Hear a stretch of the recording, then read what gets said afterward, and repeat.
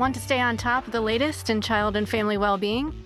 Sign up for Child and Family Wellbeing at a Glance, a free weekly newsletter from Sellers Dorsey designed for professionals working to improve the lives of children and families. Each week, you'll get curated news clips from across the country, plus insights and resources from our experts, all in one quick read. It's built to keep you informed, save you time, and help you focus on making an impact.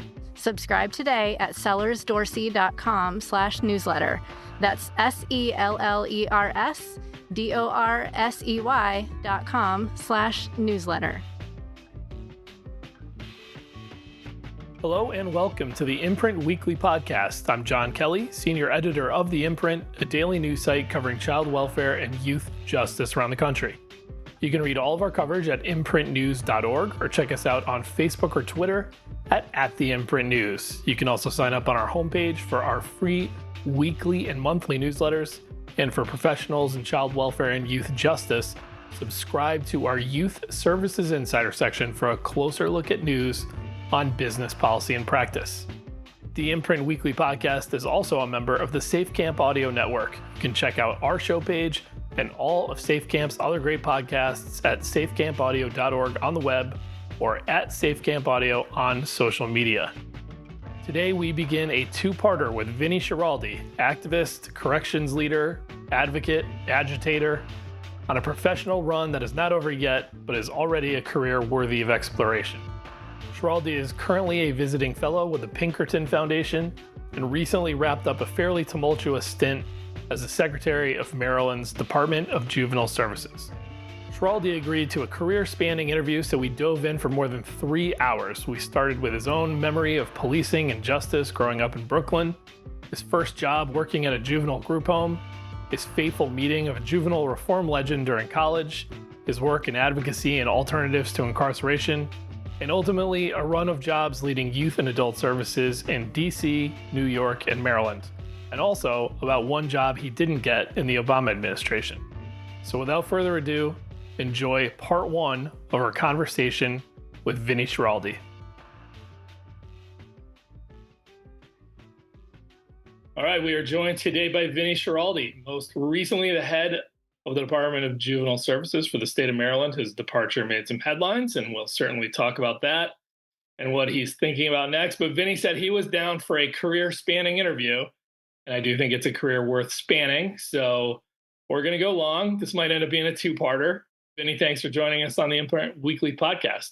Thanks for having me, John. I'm looking forward to this conversation. Well, rules on this podcast, before we get into the serious stuff, you got to let these guys know something about you. We kind of rooted in pop culture. So you got to give me one favorite in these categories. You can give me more if you want. But TV show or movie, book, sports team, or musical group. Throw the listeners a favorite in one or all of those categories. What do you got, Vinny? I just watched Sinners last night. Thought it was great, very interesting spin. And I've watched many, many vampire movies before. Just, it's hard to make one that's not the same as all the others. I thought that was pretty cool. And, the racial justice element in it was, I thought, neat. And, the Beatles are going to be my favorite forever. So those are two good recommendations. Okay, so my thought was we kind of go through your career chronologically. I think listeners would be really interested in kind of the breadth and how you got started and where you landed and all the stops in between. And then I got some big picture questions for you that I suspect some of which we'll get to tangentially through the conversation. If not, we'll wrap up with those. But let's really start at the beginning. What's the most trouble you were ever in as a kid or as a young adult? I dodged a lot of bullets as a kid. When the cops rolled up on us, if we were drinking beer, smoking pot down by the factories, because there were a bunch of factories, that's where we hung out at night when we wanted to avoid. Brooklyn, New York, if I recall correctly. Yeah, right? Greenpoint, Brooklyn. There were 3 factories right down the end of my block. So when we as teenagers wanted to avoid our parents, we went down to factories because after 5 o'clock there was nobody down there. And when every once in a while the cops would swing by, and if we were drinking beer or smoking pot or doing anything like that, they would kind of roust us. But they never arrested us. They never wanted to formalize it. The worst that would happen is if somebody mouthed off, they'd smack them, which did not happen to me, stunningly. I did know that bit of restraint. Or sometimes kids would get taken home to their mother. But the Irish, Polish, and Italian police that rolled up on us Irish, Polish, and Italian kids in Greenpoint, I think instinctively knew we would grow out of this. We would have a future unless we were doing something really bad. They didn't want to mess with that future. Of those kids you were hanging out with, did anybody do something serious enough that, what was the boiling point at that point where they would actually arrest you? Yeah. So, I mean, this is the 70s we're talking about now. And the industrial base was either being automated out of existence or offshored well before NAFTA. That was happening. And so lots of parents were losing their jobs and becoming alcoholics and beating their kids up and beating their spouses up. And lots of kids were starting to get in trouble. So there were a couple of my friends went to Rikers, a couple of my friends went to Spofford. Spofford's the juvenile facility in New York. Rikers is the notorious jail that I later ran. One of them, two of them for killing somebody who walked into one of our clubs, a Latino guy. They beat him to death. So some serious stuff. Mostly, though, drugs, car theft, break-ins, things like that. And mostly not even that. Mostly drinking and smoking pot. But the harder-edged kids, the kids whose lives were spiraling down, pushed the envelope. And occasionally they got locked up. And I always thought there were two things that were true when they got locked up. One is they came out worse. The other is we all looked up to them more. So I didn't really formulate that as a kid as a lesson about incarceration, but I guess that was a seed, if you will. Yeah. So them coming out, somehow they had more social cachet. Yeah. They were tougher, they were cooler, they were better. And then they had a reputation I had to live up to, too. So even if some of them would have liked to not be that persona, they kind of felt they needed to be. Were you at this point, like aware of conceptually juvenile justice, youth work as somewhat like separate from, or are you guys just thinking of this stuff as like the cops come and either they arrest you or they don't, and you go here or you don't? Not the way you just phrased it, but I guess, I went to Catholic schools for the first 12 years of my education, and the Jesuits in my high school were really sort of social justice warriors. Occasionally, one of the Berrigan brothers would come to speak at my high school. And so that was sort of educating me. And we got assigned Benitson's books, one of them, the Gulag Archipelago. But I bought the whole, they were selling it as a trilogy. I can't remember what the third book was, but I remember one of them was A Day in the Life of Ivan Denisovich. Oh, yeah. And that was just really powerful. And so to the degree I had a kind of incarceration idea in my head, and beginning to formulate that sort of social justice track that I ended up going on, I would point to that as a second seed. I really was influenced by Solzhenitsyn's stuff pretty early on. Yeah. Anything else really tilt you towards what would become your career? I mean, so that reading, but how do we go from this teenager maybe doing some penny ante stuff, but not really in the life of crime or anything like that, ending up working with, youth? I think your first gig was at a group home, right? Yeah. So, I was very into experiential learning. I much preferred it to classroom learning. Probably had a little ADD bouncing around in my head, and I, just sitting in the classroom, I was always kind of wisecracking and getting in trouble. So my high school had this thing where we had trimesters. So in the last trimester of my senior year, I did a full-time volunteership, whatever you call internship, at a senior citizens home. So, I kind of got deeply into service at that point. And then when I went to college, I started volunteering with senior citizens. And then there was a point where you could get credit for internships. And I was always tardy, so I waited till the very end. And the ones that I wanted with senior citizens weren't available. And so the only ones left were with the juvenile delinquents because nobody wanted to work with them. So I said, I'll take one of them. And I started working for what was then called the New York State Division for Youth, which later became the Office of Children and Family Services that Gladys Carrion, my friend and colleague, ran famously. And that's when I started really, from then on, that was probably 79 or 80. So 45, 46 years ago, I stayed in it from then on. I really loved it. I loved working with the kids. These were upstate kids in Binghamton, New York. I was going to what was then called SUNY Binghamton. And, they thought they were tough kids. They kind of were regular kids as far as I was concerned because of who I hung out with when I was growing up. And so maybe that also flavored my interaction with them. I saw them just as, regular kids that did things that were no worse, some less worse than what I had already done. And they were, taken away from their families for it and put into a group home. So they were in juvenile group homes. They were in not locked up, not in a secure facility, but they were expected to stay there, go to school, come back, go to programs, things like that. Right. And at first, I was the weekend house parent, which meant I went to work at Friday night and at like 6:00 and stayed there all weekend until Sunday at 6. Because what I was doing was relieving the weekday house parents who went to work Sunday at 6 and left work Friday at 6. And they were kind of expected to work all week, although the kids did mostly go to school. Although when you're in a house with 7 kids, one of them was always kicked out of school. If you were a full-time house parent, you were almost always working. So I did that as a weekend job during college when I was finishing up. And then when I was finished with college in 81, a position opened up to be the full-time house parent. It was an interesting job because it was structured like a couple. In fact, all of the 3 houses, there were 2 girls' houses and a boys' house, were actually couples. They were married couples. And the woman in each case was the full-time house mother.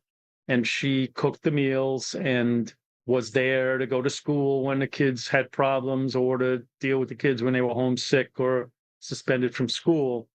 And the husband in each of those 3 cases had a day job, and his job time was expected to be in the evenings. And of course, they would both sleep there. In my case, I was not married, and I did it at a time when another college student was the dad and I was the mom. So on day 3, I ran out of recipes. I was actually calling my own mother every day and saying, "Okay, Mom, what do I cook today? I got to feed 7 boys tonight. Give me something." Spaghetti, gotta be spaghetti. Something. Yeah, lots of spaghetti. Yep, tons of spaghetti, chicken, whatever, burgers. It was a great job. I loved it. I started taking the kids camping and hiking, and a lot of them, even though they was upstate and that stuff was readily available, had never done that. And I just kind of just fell in love with it. I don't know what else to say about it. Do you remember feeling at the time that program and what you were doing with those youth was effective and right? And looking back on it now, do you feel the same way? I mean, do you think of that as like what youth justice should be about in some ways? Absolutely. Absolutely, John.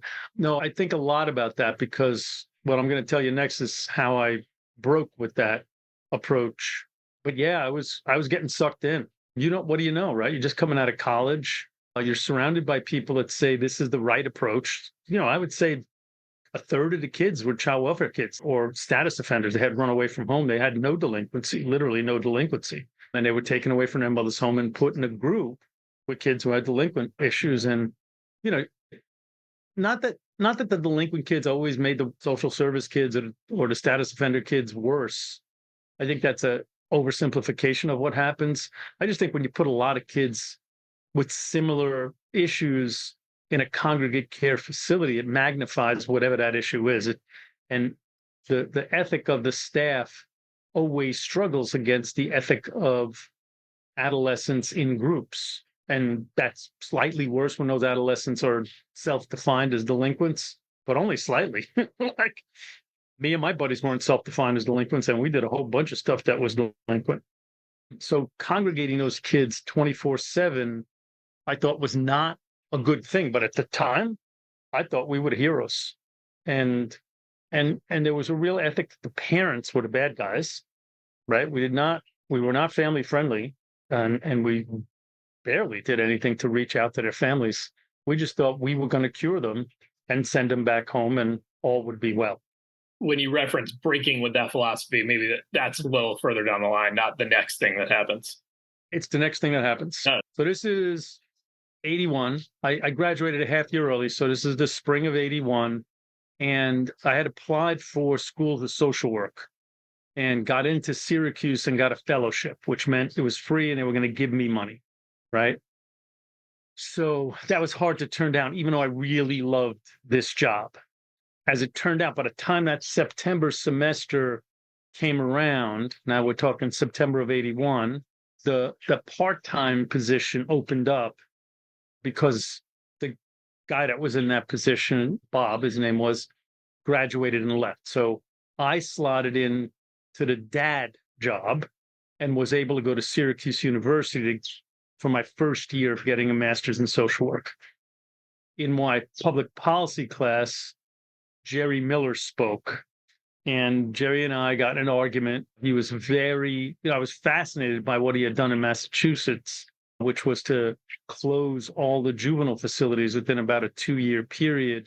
Yeah, let's pause real quick to introduce him as sort of a character arc here, because I don't think everybody's going to know who he is. Jerry Miller, for anybody who can find a copy of it, read Last One Over the Wall. That would tell you the story that Vinny's about to tell you. But what can you say? You describe him better than me. Who is Jerry Miller?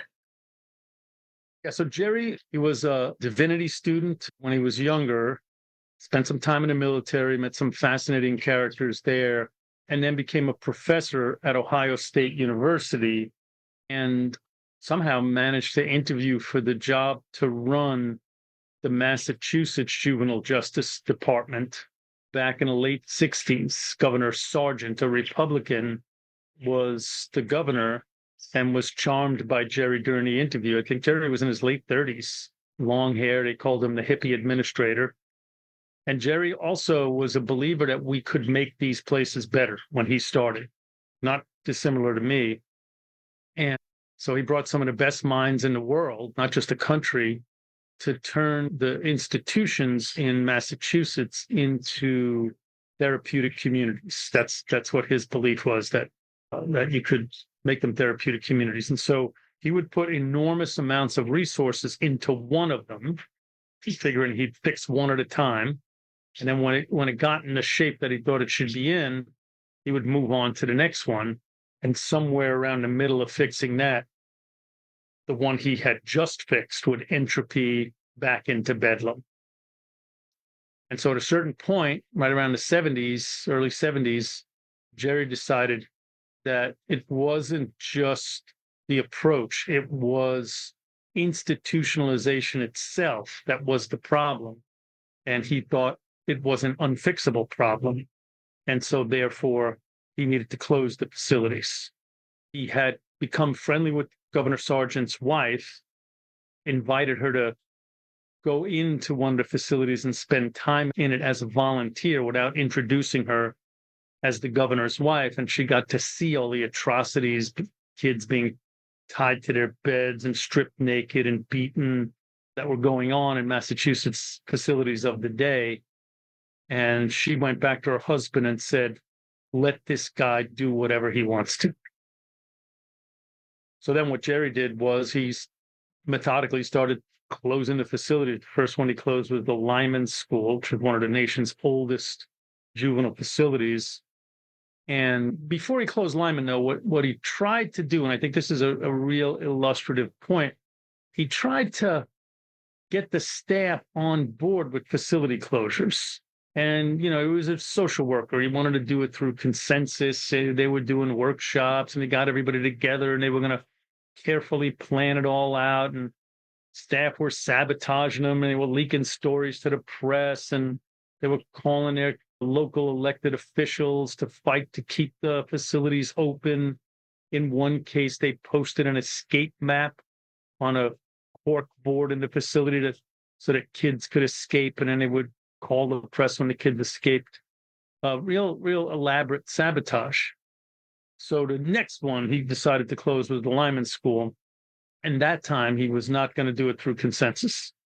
He waited till the legislature was out on Christmas break for the holidays, winter break, and used a federal program called CETA that was a jobs program to hire the college students on holiday break Each of them drove a car to the Lyman School and picked up one kid, took them back to their dorm rooms. He had arranged this with one of the professors at the school.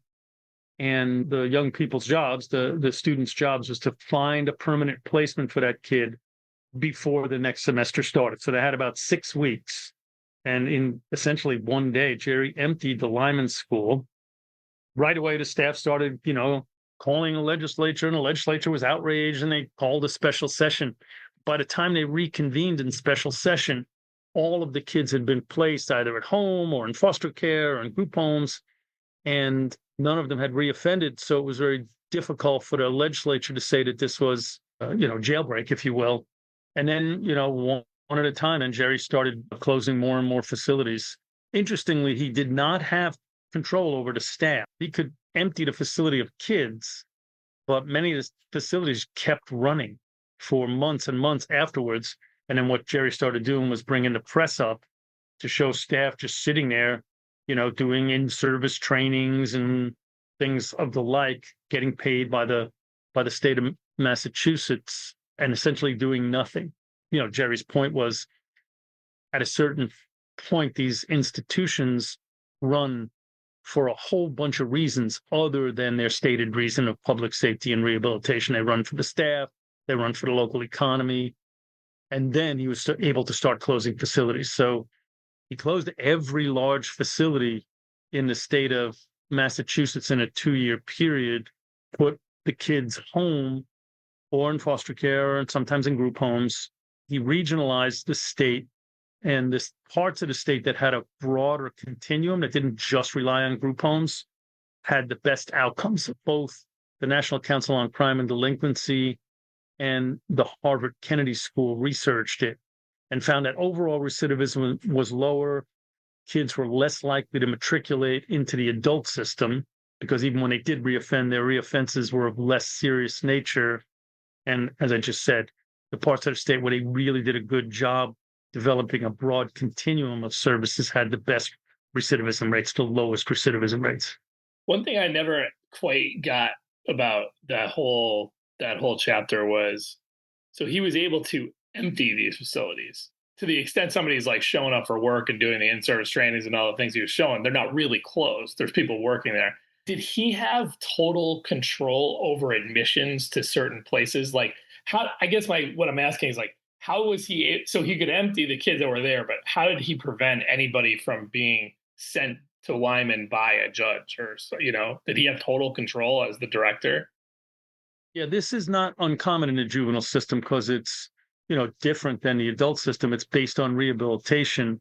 So in many places, the executive branch, right, the department head, has the ability to release the kids. That changed during the 80s and 90s. More and more, it was judges that made that decision. But initially, we were thought of as a treatment facility. And so the judge would put them there, and we would decide when they were better. And that was true for me in Washington, D.C. Right. In fact, a case had been decided by D.C.'s appellate courts called In Re PS, like postscript, In Re PS, that gave the executive branch the ability, meaning the department head of Department of Youth Rehabilitation Services, which I later became, the ability to release the kids when we thought it was either unnecessary for them to be in placement or when we thought they were done with their rehabilitative placement. So Jerry used that kind of power to just move the kids where he thought was appropriate. Okay. So are you aware of all of this as he's coming to talk? Did you know who you were going to see? Nope. I was in class. There was a speaker coming to class. Jerry had started the National Center on Institutions and Alternatives at that point, had offices in different places around the country. They happened to have one in Syracuse. So Marsha Weissman was running it at the time. It was the New York Center on Sentencing Alternatives was the name of it. And so Jerry was up visiting Marsha, and one of Marsha's board members was my public policy professor. And so she arranged for Jerry to speak in our class. I had no idea what was coming that day. So Jerry now starts to talk about his experiences, and part of what he's doing is really critical of staff in the facility. And here I am, I think in that class, the only person who was staffing a juvenile facility. And so I'm arguing with him because I'm still thinking I'm the good guy, right? And so I argue with him during class. And then when class is over, he may walk down the hall arguing, get in the elevator and go down to the first floor. We're arguing all the way down. And by the time I hit the first floor, he had offered me a job in Marsh's office in Syracuse. And that really was a pivotal point in my career. What did you work on in those early days in Syracuse in that office? So I did very little in Syracuse because after that first year, I left the Division for Youth because I was still working evenings for the Division for Youth and transferred for my second year to NYU. So I go down to New York City there and start doing individual cases of people who are facing time in either prison or young people facing time in juvie, creating what NCIA called client-specific plans. They were essentially alternative sentencing reports. Just a little more history about Jerry that gets you to that spot, okay? After Massachusetts, Jerry left and went to Illinois, where him and Paul DeMuro and others, Dick Sammons, moved hundreds of kids who were placed out of state by the child welfare system back into the state of Illinois, again, to be in group homes, foster care, or with wraparound services back home. And then Jerry went to Pennsylvania. When Jerry went to Pennsylvania, there were hundreds to run the juvenile system. There were hundreds of kids in general population, young people under the age of 18, in the Camp Hill prison. And they were documenting numerous assaults on those kids a week for them in custody. Unlike, this gets back to the conversation we just had, unlike Illinois and Massachusetts and other states, in Pennsylvania, Jerry did not have control over how long the kids stayed or even what facility they went to. Pennsylvania judges to this day are very powerful, and they can put kids into specific facilities and say how long they stay there. That's why there was that infamous kids for cash. Yeah, as we learned. That couldn't happen in lots of other states because the department head would say, no, I'm not putting them there, I'm putting them here. But in Pennsylvania, you can have a situation like in Kids for Cash, where judges were placing kids in a notorious facility and getting kickbacks. So Jerry couldn't control the kids. So he had to come up with a different strategy. And they started doing what they now call client-specific plans for those kids. They had to do a plan for each and every kid. And that was generally wraparound services to move them out of the facilities into the community. And this starts two, I think, very well-respected nonprofits. The National Center on Institutions and Alternatives grows out of this. Jerry Miller and Herb Holter were with the department there doing these individualized plans. And the Youth Advocates program starts out of this. Tom Jeffers was part of this cabal. And when they moved the kids out, they wanted wraparound services for them with advocates who would be, sort of frequently seeing them, way more frequently than a probation officer would ever see them, daily, numerous times daily, if need be, sleeping on their couch, real individualized, real intensive stuff in lieu of confinement in an adult prison. So both of those nonprofits grow out of that. And they took all the kids out of Camp Hill when they were there. At this point, Jerry's welcome in government is starting to wear thin. Richard Nixon has, at this point in 1972, politicized crime in a way it hadn't been before that. He declares the war on drugs, part of his Southern strategy. So this is, the beginnings of mass incarceration for both adults and juveniles. And guys like Jerry ain't getting hired to run departments. The whole policy in the country is swinging to the right. And so Jerry creates a nonprofit organization called the National Center on Institutions and Alternatives, got funded by LEAA money initially. Can't remember what that stands for, but was a Nixon era of public safety and justice funding. But also they took money from wealthy people who wanted alternative reports written about them to keep them out of prison. So people like Michael Milken, Leon Helmsley, Ivan Boesky became NCIA's clients, and then they used the surplus money there to fund their nonprofit work. No kidding. I did not know that. Yeah. Herb Holter became quite the expert. Herb passed last year, but he became quite the expert with the sort of white collar crowd because no one was doing this work back then. There's since become a little bit of a cottage industry of people who do alternative probation reports or alternative sentencing reports for folks that can afford to pay for that. But initially, NCIA was a real leader in that respect, and that partially helped them fund their existence. Jerry didn't do that. Jerry did a lot of death penalty cases that way, but generally those were not paid by defendants. Those were paid by the court. Wow. So as you said, YAP and NCIA are sort of born direct descendants of the work that Jerry was doing. And then I guess the right way to look at the Center on Juvenile and Criminal Justice would be that was like the second order effect. It was part of NCIA and sort of became an independent thing. Is that right? That's exactly right. So what happened was I start working in with Marcia in Syracuse, but I go to New York City because I'm getting my degree from NYU, and they didn't have a footprint in New York City at the time. So I essentially started their New York City office. David Rothenberg at the Fortune Society actually let me use Spate in the Fortune Society's office. So I was working out of a closet, literally, in the Fortune Society. But those were great years, and David was a fantastic other mentor to get to know, particularly with David's skill working with the media, because David was a press agent before he founded the Fortune Society. So he taught me a lot in that regard. So, and then NCIA got funding to open up an office in San Francisco. My wife and I, were newly married. We didn't have any kids then. And we're like, yeah, let's go do that. And, they sent around a letter to all of us and said, does anybody want to try this? And, I was just a few years out of college. This is now 85. I finished in 83. So I was only 2 years out of college. And so I went and started the San Francisco office of NCIA back then.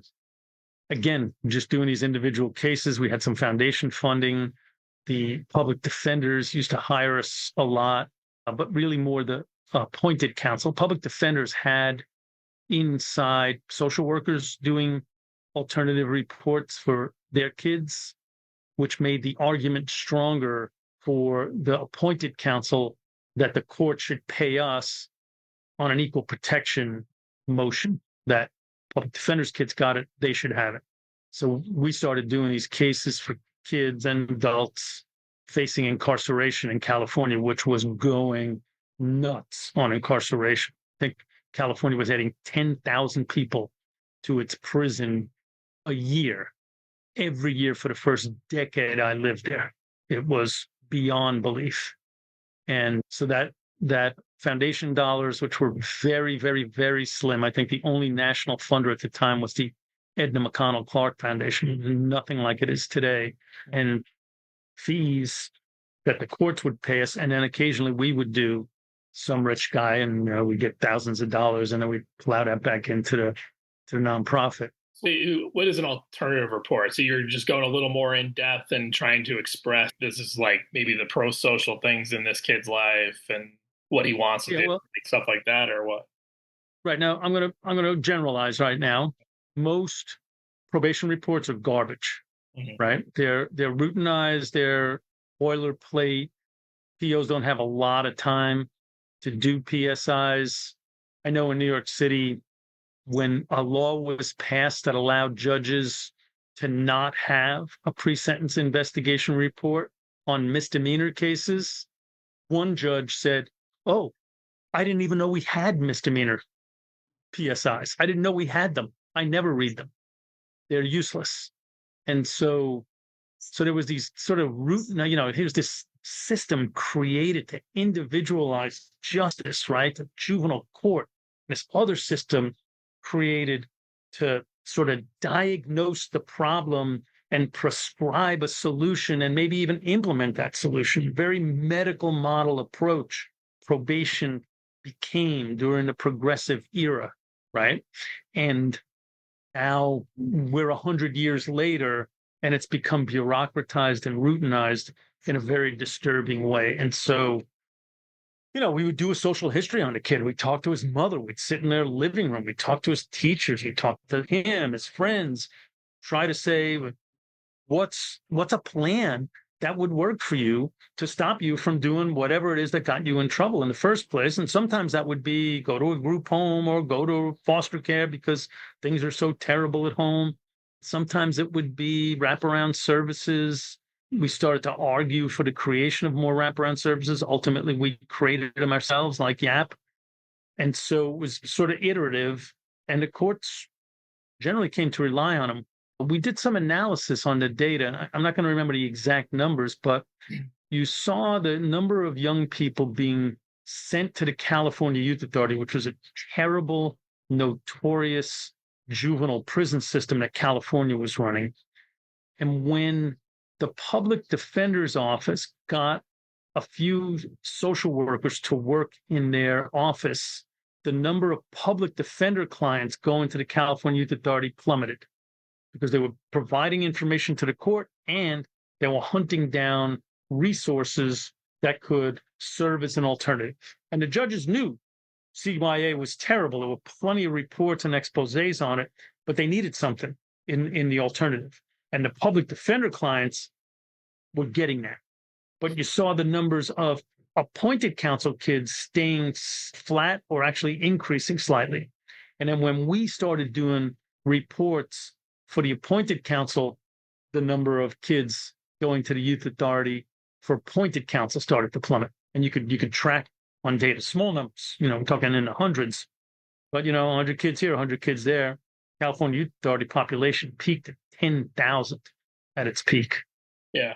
Did that practice kind of take off at all? Or, did that really just stay limited to you guys? Did you see more systems start to do business with other entities on that? Or is anybody doing that today? Yeah, there were a bunch of things started happening. The Galt Center got established. It was originally the National Juvenile Defender Center. Patty Puritz, sure. Marianne Scally now runs it. Marianne was with Patty. And they were big supporters and advocates for social workers in public defender offices. And then the Sentencing Project, which was originally part of NCIA, spun off from NCIA. And actually, before Mark Maurer started doing those blockbuster, fantastic reports that he did, Malcolm Young and Mark were establishing sort of a trade association, if you will, called the National Association of Sentencing Advocates, to build skills around people who specifically did this thing. And some of those people were doing them for big money, for wealthy people, and some of them were doing them, they had foundation grants or nonprofits, and they were trying to hone the field and establish standards. So so it started happening. I think it's relatively common, probably not common enough, for public defender offices to have social workers. It's hard for me to say how common it is for appointed counsel. There's a big drop-off can be a big drop-off in defense work between a public defense office and appointed counsel. And I think that's something that our nation really needs to pay attention to. I see. So you mean, and you're differentiating like a PD office that has full-time staff who might do some sort of supplemental work like that. In other places, you're on a wheel. This is a kid you have to defend. So it's really up to you you get paid to do it, but there's not really ancillary staff to help you with any one thing. Right. And you may or may not even be aware of the notion that you could hire a social worker to help do a background study on your client. So that can be a real drop-off. And for us, we became very useful to the private defense bar. San Francisco's private defense bar was really superb too. I want to say they were real warriors. Some other places I've been, this morning I'm going to do a house closing. This afternoon I'll do a murder case kind of stuff. Are you a professional in the field of child welfare, juvenile justice, or other family and youth services? Subscribe today to Youth Services Insider, the imprint's exclusive section on all the insider news you need to stay in the know. Funding opportunities, major federal and state policy shifts, interviews with key leaders in the field. It's all available only for our Youth Services Insider subscribers. Sign up for a monthly or yearly subscription today by visiting imprintnews.org/subscribe. Our podcast listeners get 10% off their subscription by entering the promo code podcast10. That's imprintnews.org/subscribe and get 10% off your subscription by entering the promo code podcast10 today.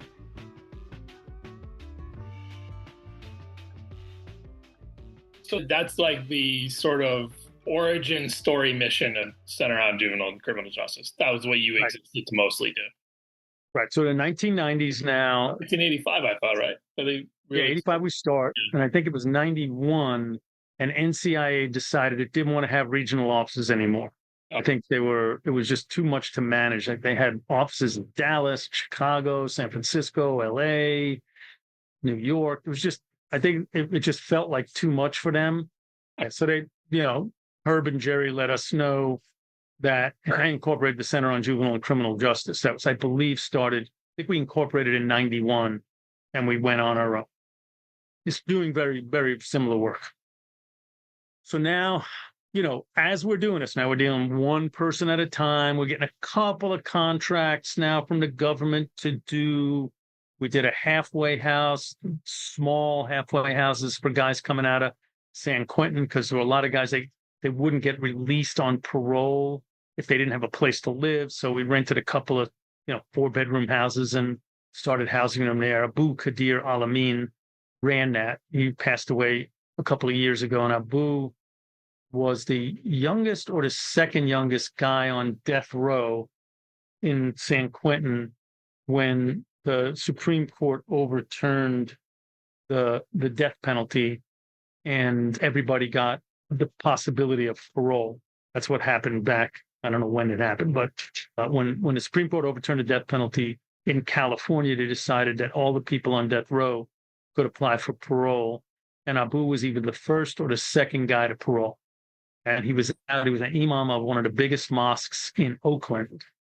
And the chief probation officer in San Francisco, Fred Jordan, when we started this program that the Department of Corrections actually paid us for, he recommended that Abu run it because Abu had been giving religious instruction to kids in Fred's facilities. And so we hired Abu to run that program. So, we were getting some programmatic money. But in the meantime, I'm like, I can't do 100 cases a year and have programs for eight guys coming out of San Quentin, and the prison population is rising by 10,000 a year. We have a moral obligation to do more than just direct services. And so that's the point. I just start using the mouth that God gave me to pick fights, and in a very public way. Mark Maurer had done a couple of his big reports. NCIA had done a couple as well.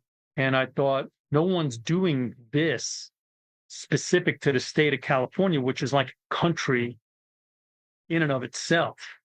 So Mark's paper that showed that 1 in 4 Black men were under the control of the criminal justice system initially, and then he did one later, and it was 1 in 3.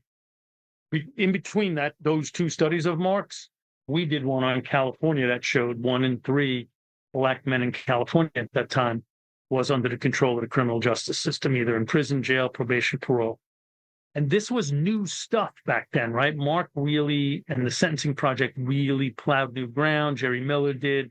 And we were plowing that ground for California. And, the media loves irony. And the irony of a state, that was viewed by so many as this sort of flaky liberal place, so heavily leaning into incarceration, meant that papers that we wrote were getting national, even sometimes international attention. So a couple of papers were like front page above the fold in the New York Times. And so now, we're really prominent. I'm starting to get appointed to commissions. Governor Duke Magian, a very conservative Republican governor, I got on his Blue Ribbon Commission on Inmate Population Management as one of Willie Brown's appointees. That was the 80s. In the 90s, the mayor of San Francisco, Art Agnos, appointed me as chair of the newly established Juvenile Probation Commission. So I'm starting to evolve from a direct service, stink bomb thrower into somebody that the government, at least the Democrats in the government, are starting to acknowledge deserves some different level of respect. Do you think it is accurate to say that as you became more interested and compelled to advocacy, the organization did? Like, I guess another way to look at it is, if you were not part of CJCJ, it would have largely stayed a direct services entity. I think that's probably right. I think that's probably right. In fact, many, it was a mixed thing, and as we talk more, you'll see how the Justice Policy Institute comes out of this. It was a very mixed blessing for the organization itself that myself and Dan McAleer were as vocal as we were, because remember, sometimes when we're vocal about the people who are funding us, and that was, that jeopardizes your funding. And I think, if you talk to a lot of nonprofit leaders who are deeply funded by government, this is way before Donald Trump weaponized government, they were afraid. They were afraid to criticize the systems they go in and out of.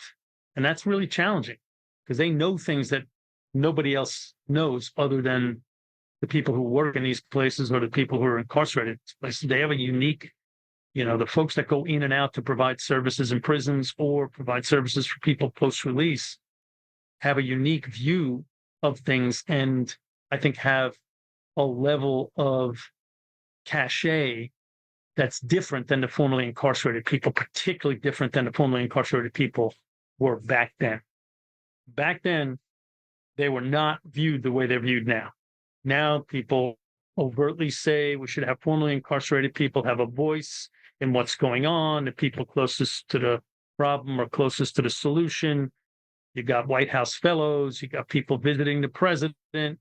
None of that was happening back then. They were persona non grata. And so that meant that us executive directors of direct service organizations that knew these kids in juvenile facilities and knew these adults could be powerful spokespeople, but we did so at a risk to our funding very often. I want to read you a description of CJCJ at this point, written by the great Bill Traynor, former boss. I know you know him well from Youth Today. Yep. Together, the duo, and he's talking here about you and McAleer, built CJCJ into a $4 million operation with 65 staff, half in California, the rest in DC, Baltimore, and Philadelphia. For a decade, the two managed one of the youth field's most difficult organizational setups, delivering well-researched, shin-kicking policy advocacy, often aimed at the very public agencies that fund CJCJ's direct service work with delinquent youth and adult offenders. Is that how it felt at the time? Totally. Yeah. Totally. And I know we lost funding because of it. I know that as staff went out of facilities, they got hassled by corrections officers, juvenile staff, because of things we had said. No question about it. On the other hand, it did help us fundraise with foundations. It's just there weren't that many foundations, and there weren't certainly not enough to compensate for government, for the loss of government money. Yeah. So what happened with you guys? Like, ultimately what happens is CJCJ, you can describe this in more detail, but ultimately you become the head of the Justice Policy Institute, and that sort of splits off. But you went from duo to splitting it up. So what happened there? So the Justice Policy Institute was a bit of an answer to this problem, right?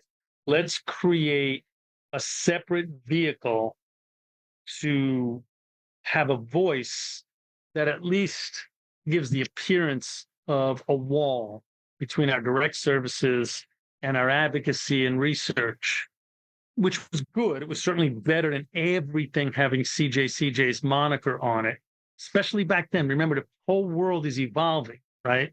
We're not standing in a lake, we're standing in a stream. And so as the years go by, you got slightly more funders. The Jet Foundation, Open Society Institute start coming in. So you got a bit more money going in that direction. You got a few more politicians willing to say things about mass incarceration that they had. You coined the phrase mass incarceration in the 90s. That wasn't a phrase that existed when I started in the field. So the field is evolving. We've created this Justice Policy Institute as a project of CJCJ. We've got a lot more work on the East Coast. We got major programs in Washington, D.C., Philadelphia, and Baltimore. I moved to the East Coast in part to manage those, in part to really run JPI and take it national, and in part because I wanted to get closer to my family because I had kids and I wanted them to know their cousins and their grandparents. And eventually it just kind of made sense to split and have the Justice Policy Institute become its own thing. I'm trying to think. I think that happens in like 2001. And we kept a few direct service programs because it just didn't make any sense to run them from San Francisco. And one great program, which was, as I described earlier, it was a combination of the client-specific planning and the YAP model.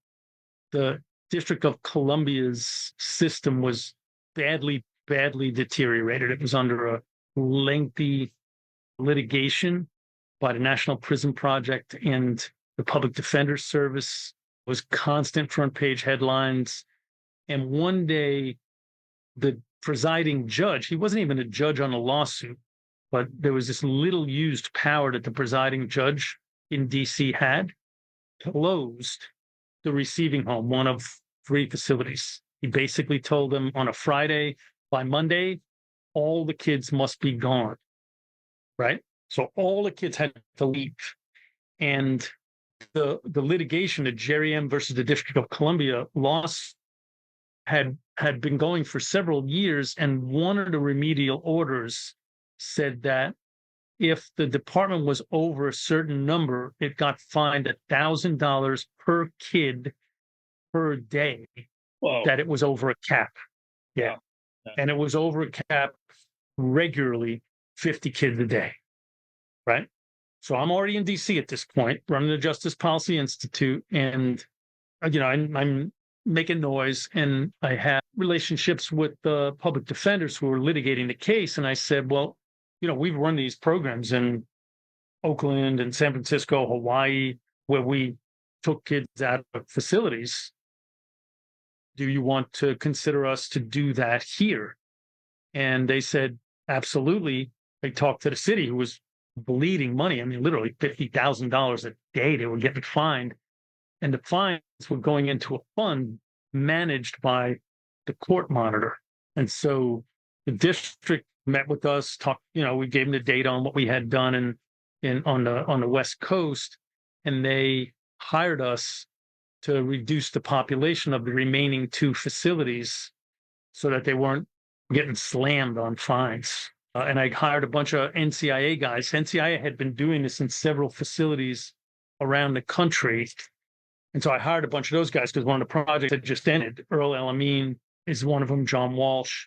And they basically camped out and started reducing the population. We had the American Correctional Association research it, and it showed that under 10%, so 9 out of 10 kids made all of their court appearances without getting rearrested. And these were kids who were thought to be the, worst of the worst. They needed to be detained in DC. So once again, now I've got a government grant, and I'm super critical of this department. Sounds like the reason you just said for the natural break off of JPI from CJCJ, you just got into the same exact situation right away. Almost exactly right. And you're absolutely right. And what I didn't have in these other places, because in California, everybody was leaning into mass incarceration. They were fine with it.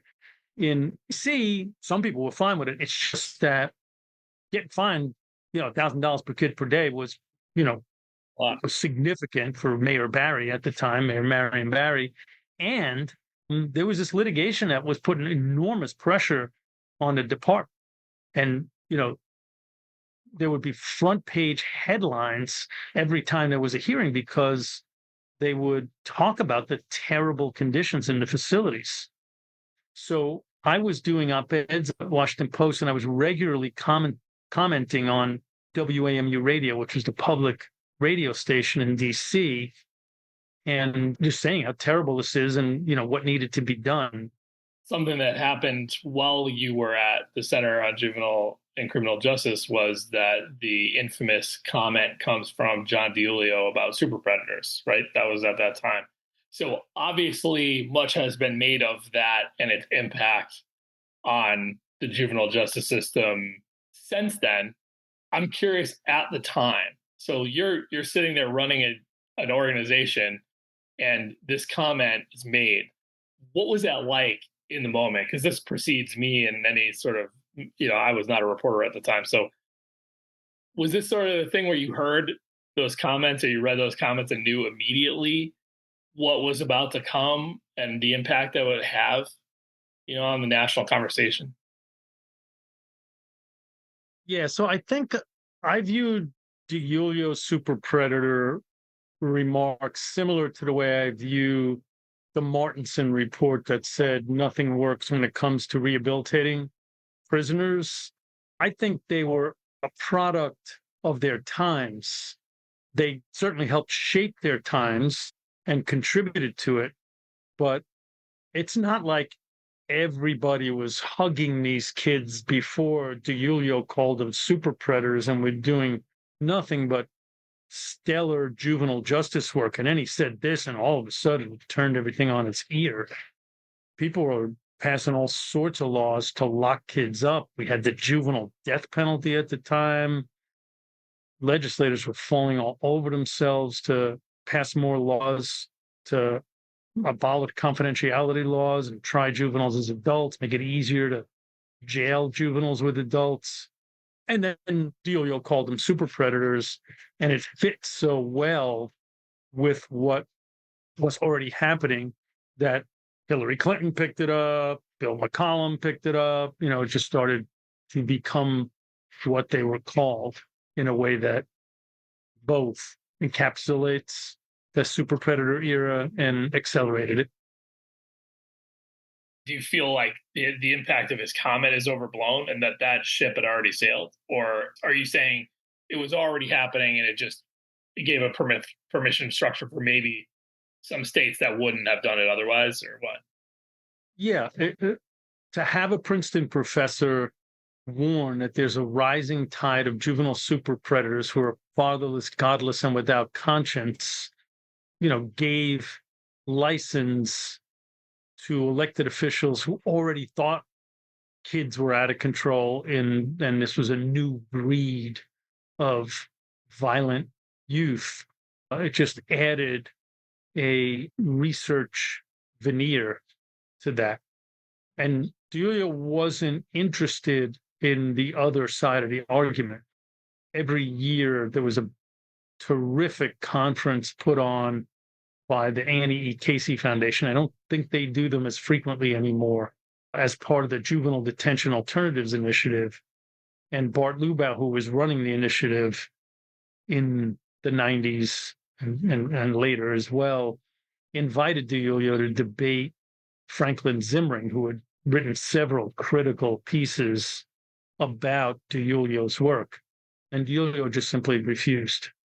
What was CJCJ's response? I mean, did you're obviously ramping up the advocacy component probably by then. So do you remember sort of like what your immediate public response was? I don't remember the immediate response, but a few years later, so I mean, this was overtly racialized, right? I mean, he was said words to the effect, "There's all that remains of the Black community in many parts of America is, you know, fatherless kids," and it was just that kind of thing. He wasn't running away from race in it.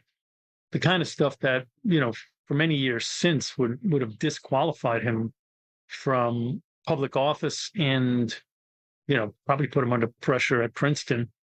But George Bush the first made him the first head of the Office of Faith-Based Initiatives. George Bush established the Office of Faith-Based Initiatives and made John DiIulio the first, essentially, faith czar, even though he had vilified kids this way. And I wrote a pretty scathing op-ed that ran in the Washington Post, kind of regurgitating many of these quotes.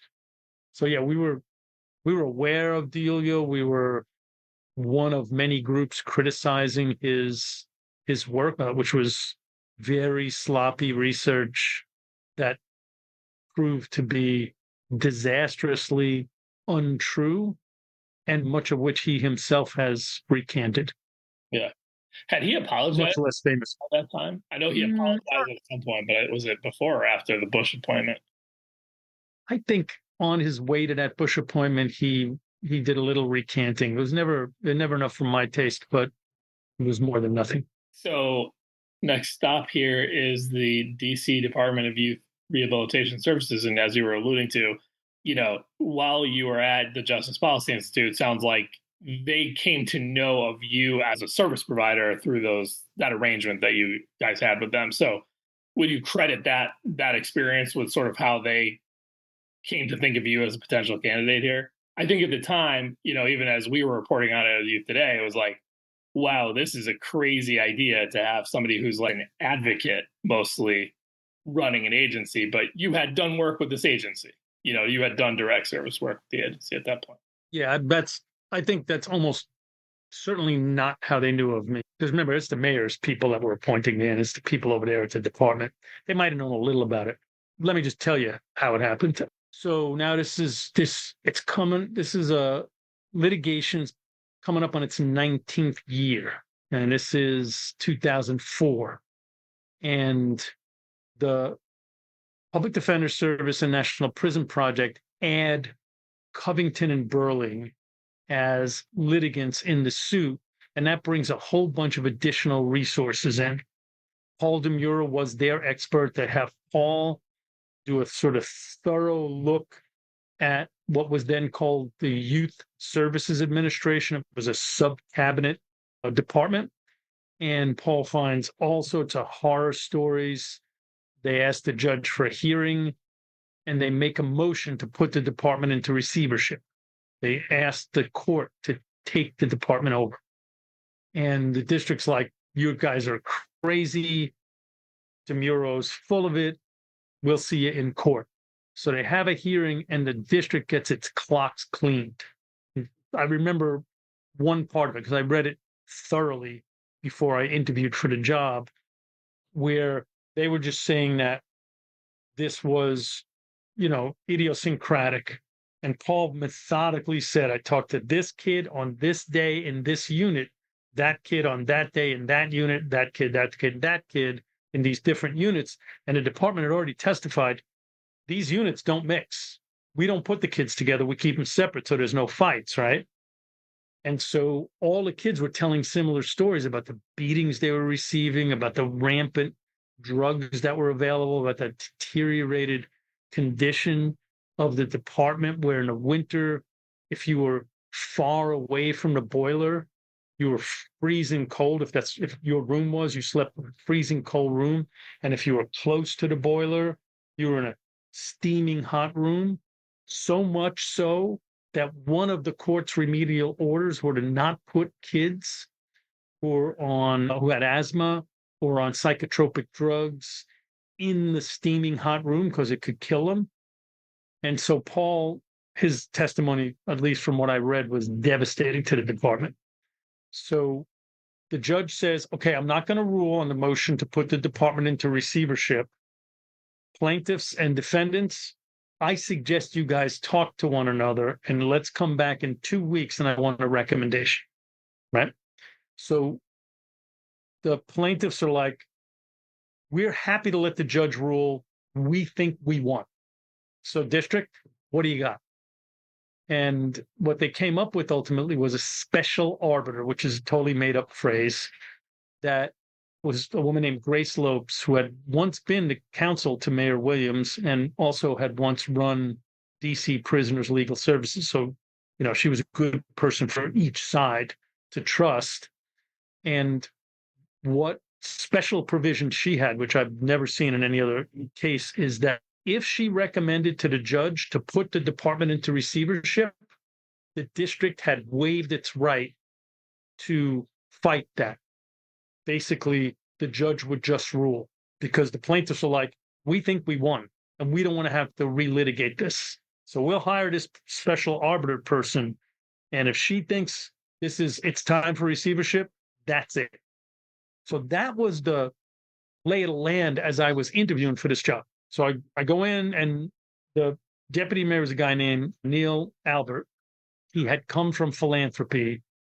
And so he asks his philanthropy buddies, who you got? Who you got that can run this department? And Bart Lubau recommends me, which was a gutty recommendation. I don't know if I was the only one name he gave, but he said, I think Vinny would do it. He runs this program, et cetera, and so forth. So I go through the interview process, and the city administrator, a guy named Rob Bob, literally, he liked a different candidate better. And he's the number 2 guy, and he's the guy the mayor's going to listen to. Neil really liked me. He thought I had vision. He thought we needed a different model. And I said that during my interview. They were interviewing for the 20th head of this department in the 19 years of the litigation, right? A little more than one a year. There had been 4 different department heads that previous year. And I've known them, a bunch of them, and they were all, in my view, decent, hardworking, lifetime bureaucrats. Maybe this next guy, who I knew was a decent, hardworking, lifetime bureaucrat, is the one. Or maybe that's not the right model. Maybe you need somebody who never cares if he works in this field again and is willing to skin his knees, throw the long ball, whatever sort of adjective and metaphor you want to use, and not care if he keeps this job for life or if he gets 12 other jobs like this, so that they, take reasonable chances. If that's what you're looking for, I'm your guy. If you're looking for a decent lifetime bureaucrat, sure that you could find plenty of people to interview for the job. How many specifics and so they said they want to know about what you were going to do? Sure. I mean, I had vision. I said, I think a whole bunch of these kids shouldn't be in custody. I think we need to expand a more robust system of care for the kids in the community. I think we need to close Oak Hill, which was a terrible facility. It was already the city's official position to do so and was part of the litigation.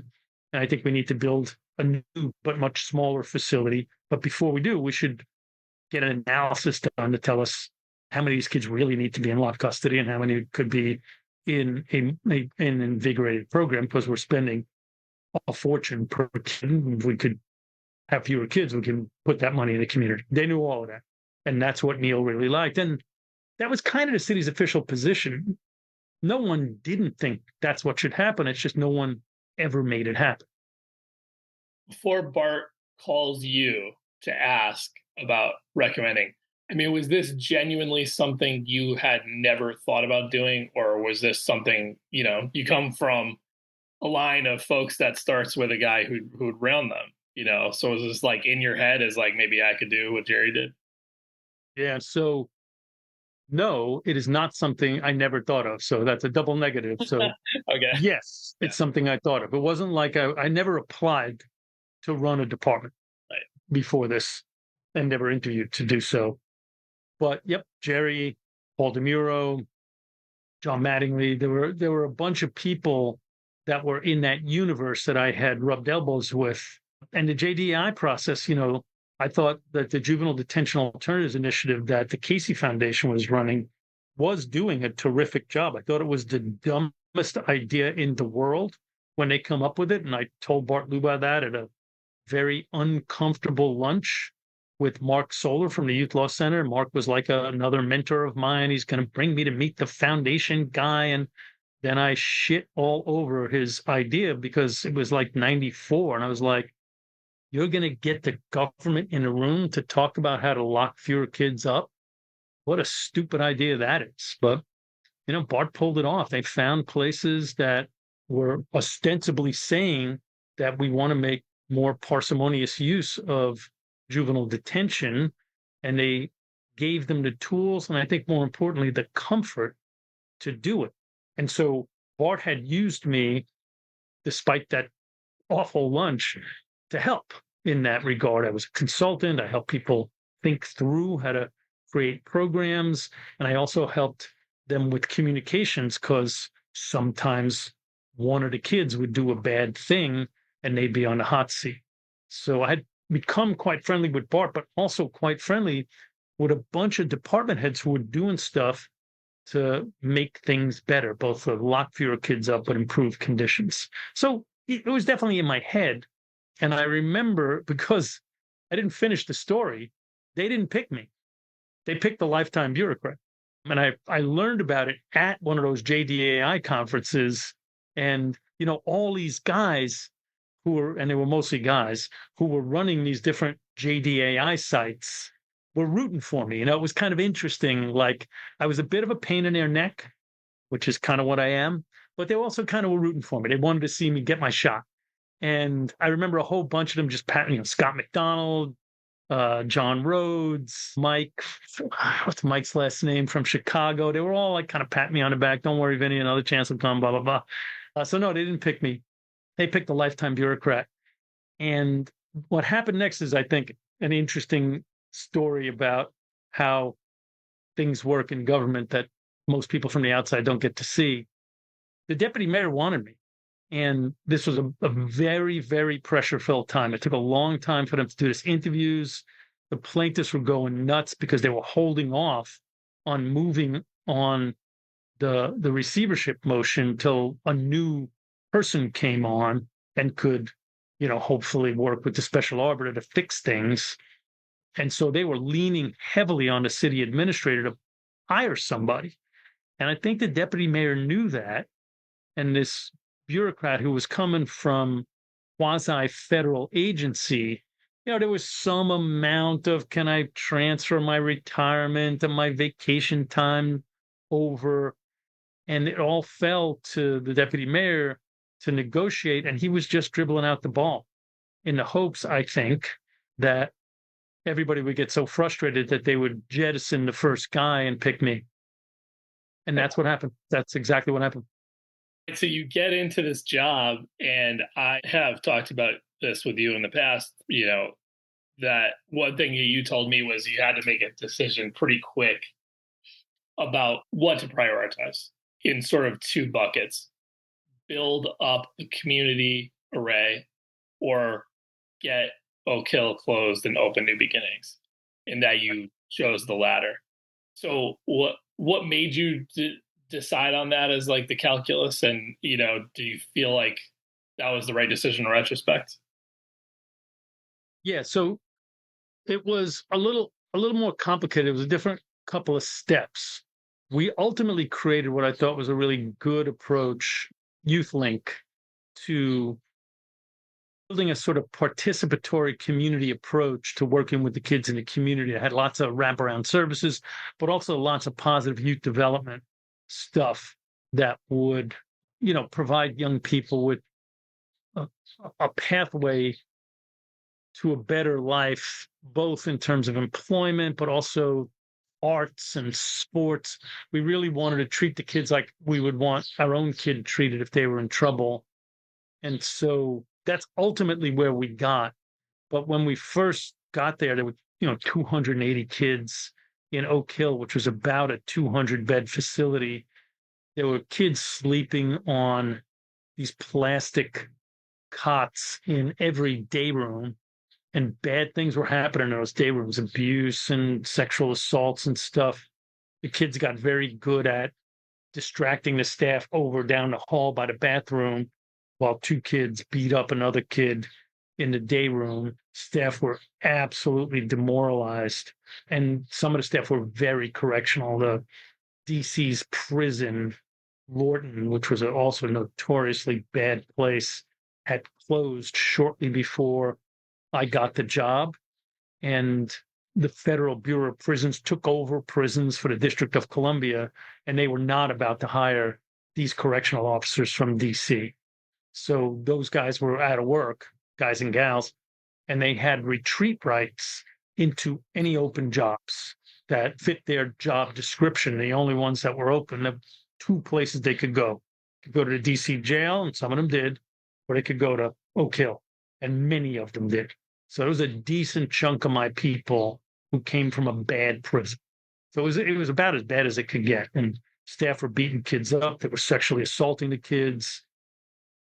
There was so much pot in the facility. It stunk of pot. And, we test all the kids when they come in, and kids were testing positive after a month in my facility who came in clean. So we knew, they were getting high, and we knew it was in some respects, it was easier to score in Oak Hill than on the streets of the District of Columbia. And that's a pretty low bar to jump over. So it was a bloody mess. And I remember one thing, but we quickly brought on the folks from the Missouri Youth Services Institute, Mark Stewart and his colleagues, Peely Robinson, who's also passed away, fantastic guy. Phyllis Becker, who later went to run that system, George Lombardi, who was actually the head of their prison system previously, and who has also since passed away. And we were under pressure because of this crowding. We essentially threw a lot of money at the currently existing providers, some of whom were really good and some of whom were meh, just to buy more slots. We got the Casey Foundation to analyze the population. Tell us who really, are we doing this right? Do we just need more facilities? Or can some of these kids be in the community? And they found that there were, not surprisingly, lots of low-risk kids, lots of kids whose offense behavior wasn't particularly serious. One thing that I thought was fascinating, and I've seen this over and over again, was that the kids in for the least serious crimes were staying the longest. And when we looked more deeply into that, we found that the reason kids with less serious crimes were being detained by the judges weren't idiots, right? Why would they detain for a long time a kid in a terrible facility, because they all knew it was terrible, who hadn't committed a serious crime? And the answer was because they had a lot of social problems. So they were kind of glorified social service kids. They didn't have good homes to go to. Bad things were happening at home. They were cut in school. There were drugs in the house, whatever the challenge was. But their crimes weren't that serious. The judges were just putting them there, quote unquote, to protect them. And so we could move those kids. Those kids were movable. And we just started to put a bunch of programs into place and move the kids as quickly as we could into them. So that was a focus on getting something up and running quickly, because we couldn't just release the kids, and with an eye towards downsizing the population at Oak Hill so we could have breathing room to turn it into a Missouri-style facility. Okay, so that was step one. And concurrently, did they start building New Beginnings, which is what ends up taking the place of Oak Hill, as you started, or even before? No, that didn't start until, so I got hired by Mayor Williams for the last year and a half of his time there. And then when Mayor Fenty came on, we started building New Beginnings. We fast-tracked that. We got a law passed that allowed us to ignore regular procurement rules and to do a design-build process. So within a year and a half of Fenty taking office, New Beginnings opened. Yeah. But meanwhile, we got the Missouri guys. We're starting to reduce the population. I now have the power of release. So as these new slots are becoming available, I'm releasing the kids, the placed kids, by the way. Oak Hill was a mixture of detained and placed kids. And so I didn't have control over the detained kids, but I did over the placed kids. So we start moving those kids. And I do remember one story, which I think folks might find interesting. We had 280 kids. We had bad things happening in all of these day rooms. And plaintiffs were concerned, as was the special arbiter. And they wanted us, as we reduced the population, to empty the day room so that every kid had their own room. And, I talked to Paul DeMuro and to Mark Stewart and said, and we concluded we shouldn't do it that way. That what we should do instead is completely empty one whole cottage or unit, right? They're not cottages in the way anybody would think of the word cottage. So let's call them units, one whole unit, completely empty it. Leave the other ones just as crowded and empty one completely, right? So we had to negotiate that. And thankfully, I had Paul and Mark on my side. So the plaintiffs, I think, were more likely to believe them than me, who hadn't run anything like this before. And so the thought there was, we'll empty a unit. We will literally send all the staff from that unit down the road to the Ramada. They will be there with the Missouri folks for a month. They'll get a month of Missouri-style training, which none of them had ever gotten that long of a training. And we will physically rehabilitate as much as you can, because it was a sow's ear and there was no turning it into a silk purse. But we'll physically rehabilitate as much as we can the living unit where the kids come from. And then when all the staff are trained, we'll start to move kids into that unit a few at a time. And the Missouri guys will be in that unit coaching our staff. And that's what we did. So we started to have people come up that were going to, help us, volunteers. All these volunteers came. We painted, we put carpeting down, we put wooden furniture in the kids' rooms that was more like you would have in your kids' own bedroom or a college dorm, not this institutional stuff. Got pretty blankets for their beds, comforters, and painted, just really did as much as we could. And we had volunteers doing this. We had the kids working on it, planted plants. The mayor came up, Mayor Williams came up and painted. Maya Angelou came up and did an event.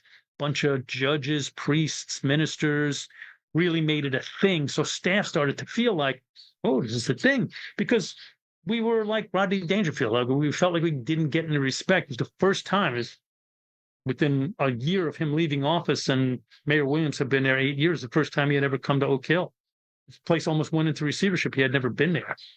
So somebody told me once that all-time character in youth justice history, Earl Dunlap, lived in either Oak Hill or New Beginnings to help you guys consult on what to do and not do. Is that true?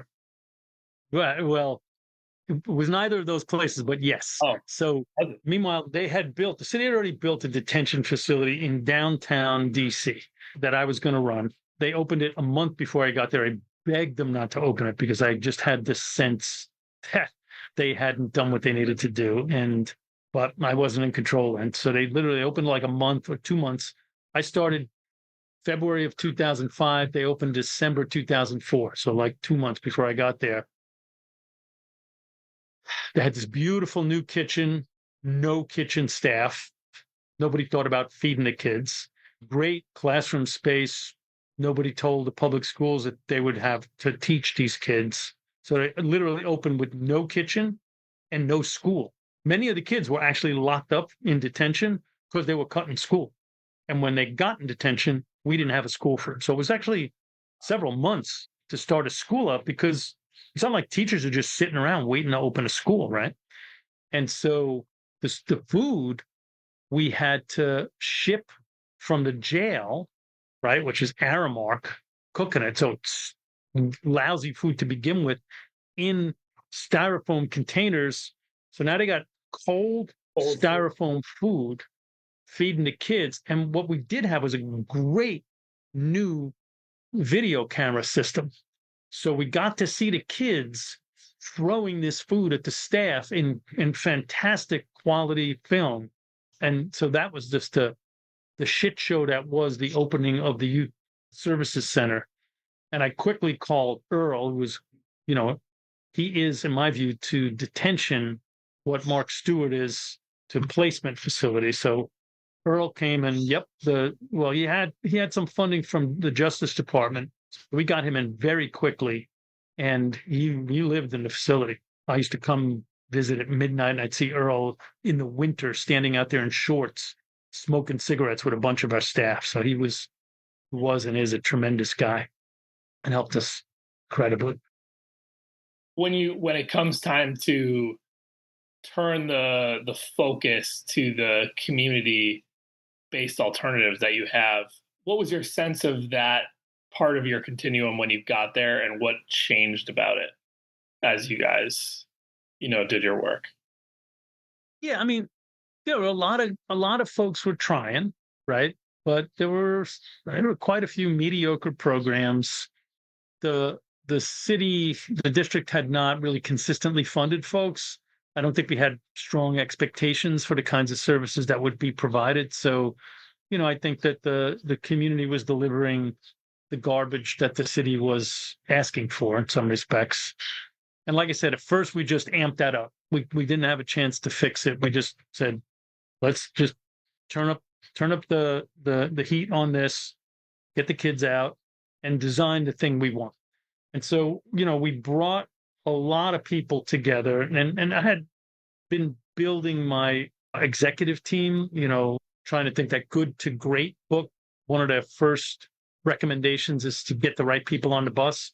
Mark Schindler bought that book. He was my chief of staff for all of the exec team. We all read Good to Great. And I was gradually getting the right people on the bus. So I got David Muhammad to come in, David Brown, Barry Holman, Michela Duran, people that have gone on to really terrific careers.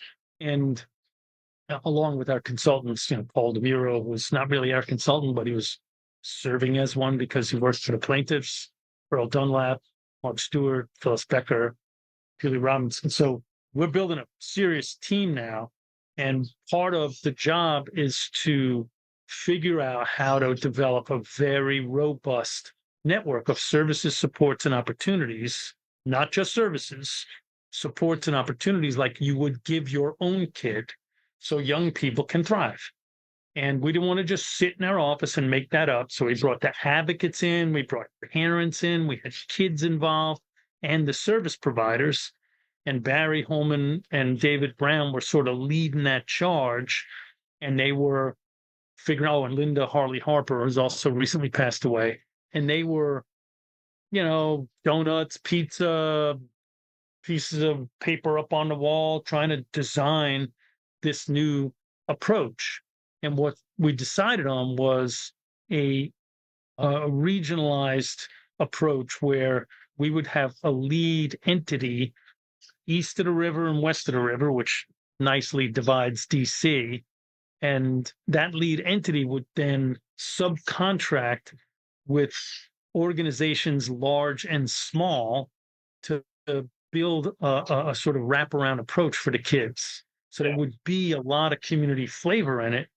And it would, some of the big organizations could get a grant, but also, you could write a 2-page proposal and say, I run a dance workshop and I will take 6 of your kids, or I run Tai Chi and I'll take 5 kids that are from your system into Tai Chi. And those are real examples. Those things really did happen. So now the kids aren't just coming to your office to get root canal, right? Which is kind of the way it feels for a kid when they come into a probation office or an aftercare office. Now there's cool stuff they can get. And I think that made a huge difference in engaging the young people. Just to kind of round it out on DC, I think one thing I probably is very personal to any director who spends any amount of time is what stuck, years later. How do you feel about DC's system now? Do you see things that you in that system now and say, like, we got this going, or we stood this up, and Are there things that you're disappointed didn't stick around or what? Well, one of the things I got lucky on, and there was definitely plenty of luck through all of this, was I was on the Kojo Nandi show, and this woman, Lynn Kahn, who was the strategic planner for, I think it was the FAA, heard me and reached out and said, the federal government has a program where they will loan executives to DC government agencies. Would you like me to do your strategic plan? And I had shitty experiences doing strategic planning in my nonprofit, so I was really not enthusiastic about this moment at all. But I've since used Lynn not just in DC, but on probation in New York, and when I ran Rikers Island Department of Correction, and then most recently here in Maryland at the Department of Juvenile Services. She's fantastic, and she was part of Al Gore's Reinventing Government team. And she said that one of the lessons they learned is the things that you sort of ensconce systematically were the things that stayed. Programmatic stuff tends to be easy to wipe out. But if you change something systematically, it's hard to change it back. So, to this day, one of my proudest days in my career was the day we closed Oak Hill and literally padlocked that place and opened new beginnings. And that was that was not something you could change easily. I remember my city administrator under Mayor Fenty was Dan Tagliolini, who later went on to run the GSA. And Dan said, we're trying to figure out what to do with Oak Hill, because lots of us, plaintiffs particularly, were fearful that if we didn't knock it down, the district would reopen it when some spike occurred in juvenile crime. And so I was trying to push to knock it down, and there was no way that the city wanted to spend money on knocking a facility down when it could just padlock it and walk away from it. And Dan came up with an elegant solution. The general who ran DC's National Guard was looking for a facility to run their challenge program. The National Guard is kind of cool residential challenge program that was a diversion and prevention type program. So we gave it to them. We basically signed the facility over, and the plaintiffs were very happy with that, because what Dan told them was, they got tanks. There's no way we're ever getting that back from them. So the National Guard still runs that challenge program there today, unless it got doged. But last I knew, they were still running that program there. So that was really, really, really terrific.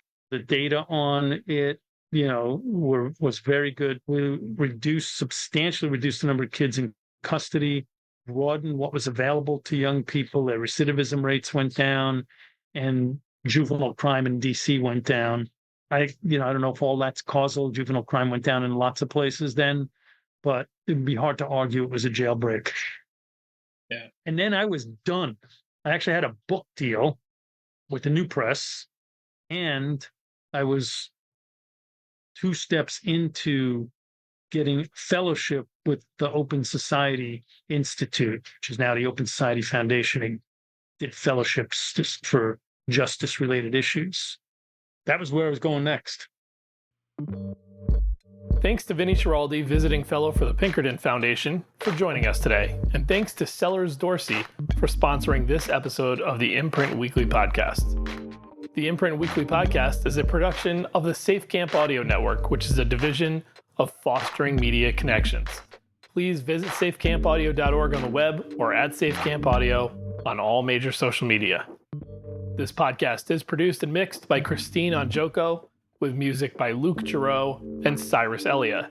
If you enjoyed this episode, we'd love it if you would consider subscribing or giving us a 5-star rating on Apple, Spotify, or wherever you download your podcasts. And we would greatly appreciate if you would consider supporting our work here on the podcast and in print. Small donations from our listeners and readers go a long way towards helping us grow and cover more great stories in child welfare and youth justice. To support us, it is very easy. Just visit imprintnews.org/donate. You can follow the Imprint on Twitter and Facebook by searching the handle @theimprintnews, and visit us on the web at imprintnews.org. You can always get us over email at tips@imprintnews.org. I'm John Kelly, and we'll see you next week.